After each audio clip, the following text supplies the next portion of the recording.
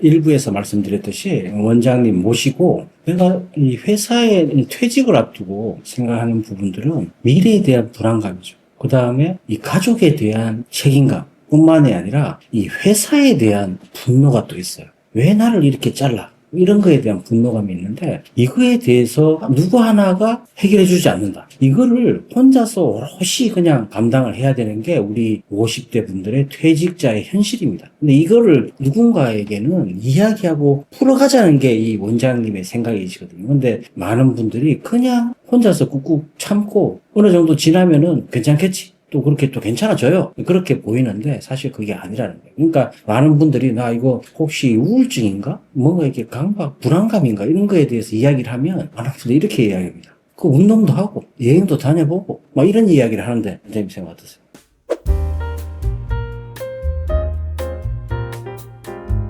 예, 물론 뭐 운동, 여행 다 좋죠. 취미도 그렇고 사람들 만나는 것도 그렇고. 근데 중요한 거는 각자한테 역시나 어떤 의미가 있는가 하는 거. 운동 싫어하는 사람한테 안 그래도 지금 우울해서 힘든데 더 운동하라고 하면 그것만큼 고역인 게 또 없고요. 네. 그럼에도 저한테 오시는 분들 중에 그런 분들 많이 계시거든요. 운동 싫어하는데 자기 우울증인 것 같은데 주위에서 자꾸 운동하라고 한다. 그럴 때 이런 분들이 굉장히 좀 죄책감들을 많이 느끼기도 하고요. 자기가 뭘 안 하고 있나? 혹은 너무 게으른가? 근데 결국에 자기 중요한 거는 운동이 됐든 취미가 됐든 뭐가 됐든 나한테 뭔가 도움이 되고 충족되는 거 그건 굉장히 개별적인 부분인 것 같습니다. 일반적으로 맞춰서 어떻게 얘기할 수 있는 부분은 아닌 것 같습니다. 그 운동을 싫어하는 사람한테 운동을 통해서 이 우울증이 해결될까요? 전혀 그렇지 않죠. 퇴직하고 나서는 뭔가 이렇게 하고 싶어하는 의욕들이 생겨야 되는데 사실 그게 생기지 않아요. 그게 문제인데 그 에너지가 바닥인데 뭔가 에너지 넘치는 일을 하라고 그러면 그게 말이 안 된다는 거죠. 심리적인 문제가 가장 큰데 원장님이 대하는 겁니다. 내가 일정 정도의 이 현재의 상태를 인정하라고 이야기하는 게 좋은 것 같다는 말씀하셨는데 그게 인정하는 게 과연 어떤 걸까요? 우선은 제 생각에는 제일 중요한 게 자기가 어떤 감정을 느끼고 있는지를 느끼고 인지하는 게 가장 중요한 것 같습니다. 네. 굉장한 상실이거든요. 퇴직이라는 게 엄청난 상실이기 때문에 그리고 20, 30년 자기 인생의 상당 부분을 끌어온 어떤 중요한 거를 잃는 상실이기 때문에 굉장한 상실감, 분노, 좌절감, 낭패감, 그다음에 자존감의 상당한 손상, 슬플 수도 있고요. 이런 어떤 부분들을 많이 느낄 수밖에 없는데 많은 분들이 이런 감정들이 몰려오거나 혹은 몰려올 것 같을 때 이 감정들을 말하자면 회피하기 위해서 닥치는 대로 뭐든지 이제 하려고 하는 경향이 있죠. 근데 대부분 퇴직하고 나서 막 뭔가를 해야 될 것 같은 느낌. 왜냐면 지금까지 늘 한 거의 30년을 아침에 눈 뜨고 출근하고 바로 퇴근하는 것도 아니고 밤늦게 또 막 야근도 하고 또 회식도 하고 이렇게 그렇게 한 30년을 지냈잖아요. 거기에서 아무것도 안 한다. 이게 진짜 너무 힘들어하는. 근데 이걸 사실은 원장님 말씀처럼 내가 이 스스로에 대한 문제의식, 내가 과연 누구인가, 내가 무엇을 두려워하는가 이런 거에 대한 생각을 한 번도 하지 않고 지금까지 살았다는 그게 문제 아닐까요? 그렇죠. 그래서 그거를 생각을 하고 싶지 않기 때문에 이제 닥치는 대로 뭔가 어떤 행동을 취하거나 아니면 한국 남자분들이 특히 더 그러신 것 같은데요. 자꾸 뭐 의지로 이겨내라, 의지로 극복해라 이런 말씀 많이 하시는데 물론 극복 의지는 굉장히 중요하죠. 근데 되게 말씀 들어보면 내용적으로 들어가 보면 오히려 핵심 내용은 본인은 의지로 극복한다고 생각을 하지만 사실상은 그런 것들을 오히려 이렇게 덮어두거나 회피하거나 내용적으로는 그런 분들이 대부분인 것 같거든요. 예를 들면 의지로 내가 슬픔을 과연 없앨 수 있느냐? 그럴 수 없죠. 슬픔은 혹은 좌절감은 일단 충분히 느낀 다음에 거기서 뭐가 나오는 거지 의지로 내가 좌절감을 안 느끼는 상태를 만들어서 뭐가 나올 수는 없는데요. 이런 부분이 특히 한국 중년 남자분들한테 뭐 여성분들도 그렇긴 하지만 뭐랄까 좀 어려운 일 같습니다. 그러니까 의지로 헤쳐나가지 않고 그냥 둬야 된다는 건가요? 말씀드린 이제 문제 해결의 의지는 중요하죠. 네. 근데 감정이 뭔가가 힘든 감정이 느껴질 때 대개 보면 그 의지라는 표현들이 대개 보면 힘든 감정을 뭔가 회피하는 방법으로 그런 경우들 굉장히 제가 보기엔 대부분인 것 같아요. 근데 퇴직하고 하는데 뭐 여러 가지 감정들이 안 들 수가 없잖아요. 그거를 뭐 많은 경우에 뭐 그냥 술로 풀어버린다든가 아니면 말씀드린 대로 그냥 의지로 그 감정들을 최대한 안 느끼려고 한다든가 이것도 다 회피죠. 사실 회피가 확 꽂히는데 그 회피가 그렇잖아요. 대부분 다가 모든 거를 이 감정에 대해서 내 스스로에 대한 감정을 솔직하게 표현하기보다는 일부러 숨기려고 하는 건 아니지만 일부러 표현하지도 않는 거죠. 뭐 이게 가장 큰 문제인 것 같아요. 표현하지 않는 거. 그렇죠. 예. 그러면 내가 내 스스로에 대한 문제를 찾고자 한다면 문제를 직면해야 되잖아요. 근데 직면하지 않죠. 그렇죠. 예. 그게 얼마나 계속 지속되잖아요. 어디까지 가야 되는 거예요? 그러니까 이게 한국 남자분들은 특히 제가 보다 보니까 일종의 강함 강박에 많이들 꽂혀 계시거든요. 네. 그러니까 그런 어떤 소위 뭐 부정적인 감정들이 아니죠, 사실은. 생각해보면 다 우리가 겪어야 되는 사람이기 때문에 어떤 면에서 요새 AI만이 얘기 나오지만 AI하고 사람을 구분해 줄 수 있는 가장 큰 중요한 특성이 감정 아닙니까? 근데 어떤 좌절감, 실패감, 낭패감, 슬픔, 분노 이런 것들을 그냥 내 안에서 그런 감정들이 일어난다라는 거를 충분히 느끼는 거 혹은 경우에 따라서 표현하려면 그게 느껴져야 사실은 표현이 가능한 거고요. 근데 대부분 분들 보면 그걸 느끼고 인지하는 것도 굉장히 어려워하시는데 네. 표현하는 건 뭐 말할 것도 없죠. 근데 되게 이 과정들에 있어서 본인들이 그런 감정들을 느끼고 표현하는 거를 약해진다라고 느끼시는 분들이 굉장히 많으신 것 같아요. 결국에 이제 의지 문제랑 또 연결이 되는 것 같은데요. 그걸 강해야 되고 나는 이런 감정을 느끼는 거는 굉장히 약해지는 거고 이게 뭐 한국의 어떤 문화나 교육하고도 좀 관련이 있는 것 같은데 제가 보기에는 그게 지금 어떤 면에서는 문제의 본질을 보지 않게 만드는 굉장히 중요한 어떤 특성 중에 하나인 것 같습니다. 네.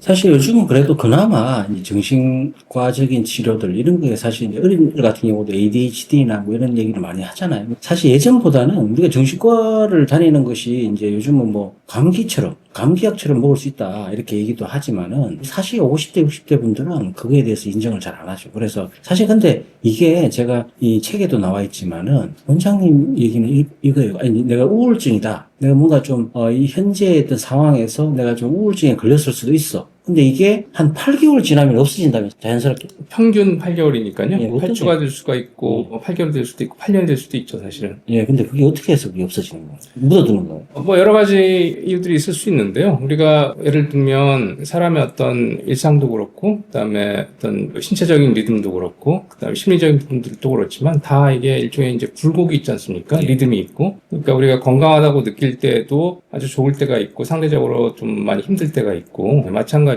우울증이 됐든 뭐가 됐든 심리적으로 힘들 때도 상대적으로 좀 나을 때가 있고, 굉장히 힘들 때가 있고, 이렇게 이제 리듬을 타게 되는데요. 근데 특별한 어떤 뭐 치료나 다른 걸 하지 않더라도 평균적으로 대략 한 8개월 정도의 시간이 지나면, 물론 이제 평균이기 때문에 평균은 그냥 숫자들의 평균인 거기 때문에 말씀드린 8주가 될 수도 있고 8년이 될 수도 있는데 어쨌든 평균적으로는 대략 한 8개월 전후가 되면 해당 우울증 상태는 보통은 일시적으로 좀 나아지는 걸로 되어 있습니다. 나아지는. 네. 그러다가 이제 또 다시 어떤 어려움이 생기면 다시 또 이제 우울증 또 이제 들어갈 가능성이 높겠지만요. 근본적인 치료는 아니네요. 그렇죠. 예. 뭔가 이렇게 증상이 우리 50대 분들이 그래서 힘들잖아. 힘들면 8개월 지나면 그 증상이 자연스럽게 사라진다는 거예요. 아, 근데 이게 나았구나. 이렇게 생각할 수 있는데 그게 아니라는 겁니다. 그게 아니고 정말 근원적인 인생 후반을 준비하고 간다는 게 사실은 뭐 재취업하고 창업하고 이게 사실 그 중요한 게 아닌 것 같아요. 왜냐하면 내가 내 인생의 텃밭 있죠. 밭. 이 텃밭이 단단하게 비 오면 땅이 굳듯이 뭔가 좀 단단하게 굳어져야 되는 계기를 만들어야 되는데 그냥 임시방편으로 그냥 다 회피하고 원장님 말씀처럼 뭐 감정적으로도 회피하고 모든 상황에 대해서 지금까지 묻어왔듯이 뭐 굳이 드러내가지고 또 뭐 하려고 하나 이렇게 살면 안 된다는 거죠. 예. 제 책에도 써놓긴 했는데 우리가 그런 아마 다들 익숙하실 거예요. 그러니까 너는 저기 열심히 공부해서 대학만 가면 돼. 그다음에 대학 졸업하면 취직만 하면 돼. 뭐 늘상 듣던 얘기 아닙니까 젊었을 때. 그렇게 해서 취직이 됐으면 이제 됐으니까 20년 30년 그냥 그렇게 흘러가는 대로 혹은 뭐 위에서 시키니까 열심히 일도 하고 그렇게 다들 물론 이제 굉장히 열심히들 사신 거죠. 특히 한국 같은 상황에서 이렇게 열심히 사는 나라가 뭐 별로 없지 않습니까? 그러니까 굉장히 열심히 사셨는데 문제는 이렇게 하면 돼라는 그거에 대해서 아무도 의심을 별로 품지 못하고 그냥 그렇게 다들 막연하게 살아온 거거든요. 저도 뭐 많이 듣던 얘기지만 대학만 가면 돼라고 저희 돌아가신 아버지가 늘 말씀하셨는데 도대체 뭐가 되는지 뭐 사실 되는 거 별로 없죠. 취직도 마찬가지고 그리고 일 열심히 한다고 해서 삶의 문제가 다 해결되는 건 아니지 않습니까? 그러니까 이 근본적인 물음이 우리가 이 물음에 대한 어떤 질문을 던지지 않으면 결국에 제가 보니까 저희 상담실에 오시는 분들 중에 70, 80이 됐을 때 그런 분들 하는 분들이 많으세요. 내가 평생 굉장히 열심히 일을 한 것 같은데 자식 문제도 그렇고 부부 문제도 그렇고 제대로 다른 거는 된 게 별로 없는데 내가 뭐를 위해서 그렇게 일을 했나. 이게 더 이제 문제는 이제 자식들에 대해서 그런 일종의 질문이 공격적으로 나가게 되면 사실은 제가 제일 걱정되는 부분들이 이제 그런 부분들이거든요. 이게 본인 스스로도 답을 갖지 못하거나 혹은 한 번도 평생 동안 생각해 본 적이 없는 질문을 자식한테 내가 누구를 위해서 이렇게 열심히 일했는데 라고 그 질문을 들이밀면 그 관계는 그 자식은 또 무슨 죄야 사실은. 그거는 본인이 생각하지 않으면 어느 누구도 줄 수 없는 답이거든요. 그래서 그런 면에서 이런 이제 중년의 위기의 시간은 사실은 위기이기도 하지만 한면에서는 기회일 수 있다고 제가 생각한 이유도 이제 그런 이유인 것 같습니다. 위기가 아니라 기회라는 게 전적으로 제가 공감을 하는 부분이고, 많은 분들이 사실 잘 나가잖아요. 잘 나가면 절대 내가 지금 어떻게 사는지를 되돌아보지 않습니다. 그게 대부분이에요. 그러니까 내가 이 퇴직, 구조조정, 해고 뭐 이런 단어들이 내 인생에 딱 찾아왔을 때가 기회다. 그렇죠. 그죠? 그러니까 그 기회를 여러분들이 이제 찾아야 이제 기회를 살려야 되는데 대부분 다가 이게 이제 기회가 아니고 내 인생의 이제 악순환, 그죠? 생각에 대한 악순환, 행동에 대한 악순환이 계속 일어날 수 있는데 그거에 대해서 이제 원장님 책에는 이렇게 이야기를 합니다.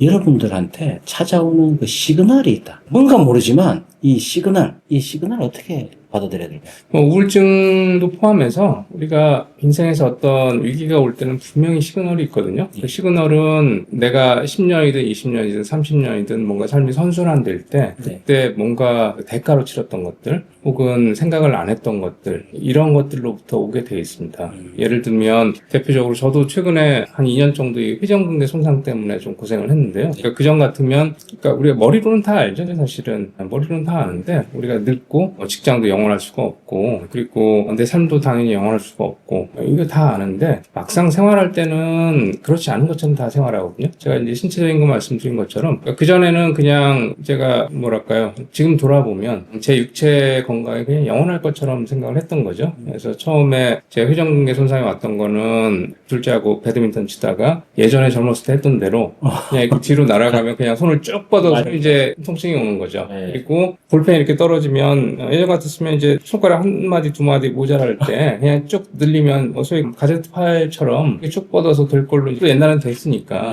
근데 이게 중년 전후에 안 되죠. 안 되는데 결국에는 이런 어떤 마음 상태, 그 마음 상태는 그냥 영원할 것 같은 그냥 그런 마음, 뭐 술도 그렇고 일도 그렇고 다 그렇게 한 40 중후반까지는 그렇게 살잖아요. 근데 그렇지 않다라는 거를 우리 몸이 혹은 마음이 보내오는 어떤 결정적인 시기가 일종의 이제 제가 말씀드린 저 같은 경우는 이제 회전근개 손상이 그다음에 제 몸에서는 이제 너는 네 육체가 그렇게 전지전능한 육체가 아니라는 거, 가제트 팔이 아니라는 거를 깨달아야 돼라고 보내오는 시그널이 일종의 그런 통증 내지 이제 회전근개 손상이었던 거죠. 그러면 마지막으로 제가 여쭤보고 싶은 거는 이 퇴직자들이 사실 이제 내가 이 우울증인가 아니면 뭔가 이렇게 말씀하신 대로 이제 감정의 회피에 대한 직면 뭐 이런 것도 이제 스스로가 할 수 있는 것도 있겠지만 약물적인 치료도 필요하지 않을까요? 그렇죠. 경우에 따라서는 그게 이렇게 말씀 나눈 것만 가지고 쉽지 않은 경우들이 꽤 많기 때문에 굉장한 위기이기 때문에 심리적으로도요. 그래서 경우에 따라서는 뭐 일시적으로 약물 치료 같은 것도 얼마든지 도움이 될 수가 있고요. 우리가 활용할 수 있는 방법은 뭐든지 다 활용해 보는 게 당연히 맞지 않을까 싶습니다. 가장 대표적인 게 불면증 있잖아요. 네. 이런 것도 사실 좋게 이렇게 솔루션을 주셨는데 그 불면증 같은 경우는 어떻게 해야 될까요? 이제 불면증은 여러 가지 이유들이 있는데요. 뭐 예를 들면 스트레스나 우울증이나 불안증이나 이런 1차적인 원인이 분명하게 있는 경우의 불면증 그런 경우에는 이제 1차적인 원인이 어느 정도 해결이 돼야 당연히 나아질 거고요. 근데 불면증의 사실은 한 95% 정도는 딱히 그런 원인이 별로 없어 보이는 경우들이 한 95% 정도가 됩니다. 그리고 그 95%의 경우는 본인이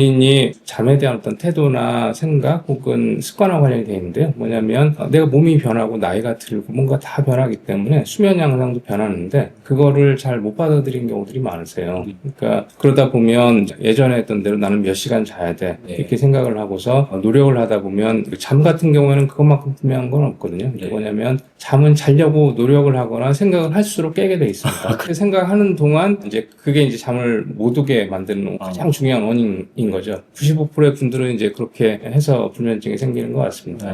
이 부분도 마찬가지로 물론 1차적인 원인이 있느냐 없느냐 이런 어떤 판단은 전문가가 이제 해주는 수밖에 없는데요. 근데 기본적으로는 95%의 불면증은 말씀드린 대로 내가 뭔가 나이가 들고 있고 그리고 내 육체가 영원하지 않고 결국에 내가 전지전능하지 않기 때문에 뭔가 생기는 변화 그리고 그 변화에 내가 그걸 받아들이고 적응을 하면 되게 불면증이 안 생기는 거고요. 그거를 온몸으로 맞서서 다 변했는데 잠만 안 변한다는 굉장히 이상하지 않습니까? 그래서 결국에는 내가 변하고 뭔가를 잃어버리고 있다는 거, 젊음도 잃어버리고 있고 수면하고 관련된 어떤 여러 가지 부분들을 상실하고 있다는 거, 이거를 근본적으로 받아들이지 못하는 데서 오는 게 한 95%죠. 95% 정도의 불면증인 것 같습니다. 여러분, 불면증 있잖아요. 불면증이 여러분들 일부러 막 억지로 자야 되겠다 이러지 마시고 그걸 그냥 그대로 받아들이시면 됩니다. 95%가 그런 분이래요. 그걸 잘 인지하시고 지금까지 이 퇴직하고 나서의 퇴직 증후군 중에 하나인 우울증 관련해서 말씀드렸는데요. 또 이야기가 길어져서 3부에 가서는요, 여러분들이 가장 궁금해하는, 그러니까 퇴직자들이 공통적으로 겪이는 게 있어요. 그냥 집에 가면은 꽂아놓은 브릿자루 내지는 집에서 내가 할 수 있는 게 아무것도 없네? 뭐 이런 거에 대한 느낌을 많이 받으셨을 텐데 그 3부에 가서 다시 전해드리도록 하겠습니다.